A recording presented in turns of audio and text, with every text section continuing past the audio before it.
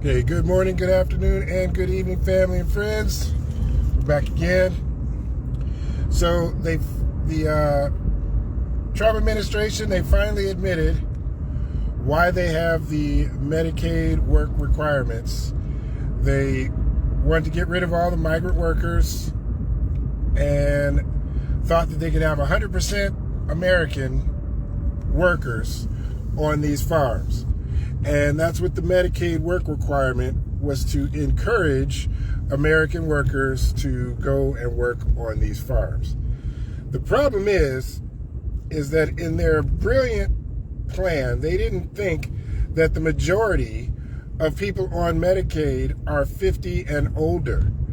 You're not getting grandpa and grandma out there in the fields working on farms, or heaven forbid, they think that they're going to reinstate some sort of slave labor and have black people out there working on these farms.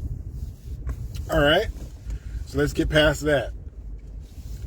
MAGA Governor Abbott of Texas came out talking about the floods in Texas, and he used a football analogy and thought he was being real cute. And he said, here in Texas, we're about solutions. People that are looking to lay blame, that's a loser mentality. Winners look for solutions, and only losers look to see who's at fault and who's at blame. No, that's not accurate at all. Winners take responsibility for mistakes. They don't try to pretend like a mistake wasn't made. The quarterback of the team, when he throws an interception and he says, okay, guys, that was a bad pass. That was my fault for that bad pass. He doesn't just say, oh, we're not going to lay blame on whose fault it is for the interception. That's not how the definition of loser and winner works. Now, I bring that up because he's trying to get away from it being he's the governor. He's in charge of the state. States' rights and all that, remember? Okay. I just want to make sure that we don't forget. I talk about this stuff so that we don't forget that these are the people that are in charge. These are the people that are making the mistakes. These are the elected officials that want to stay in office to keep power, and they're screwing it up, and they're screwing us over. Do you know that FEMA, they say, oh, well, you know what, the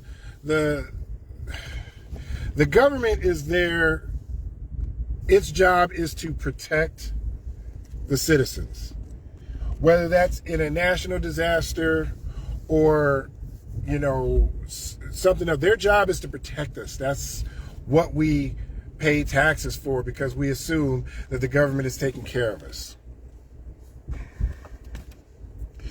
But Kristi Noem, the director of Homeland Security, she made a requirement that any FEMA funds or anything that FEMA helps with that's over $100,000 requires her personal signature.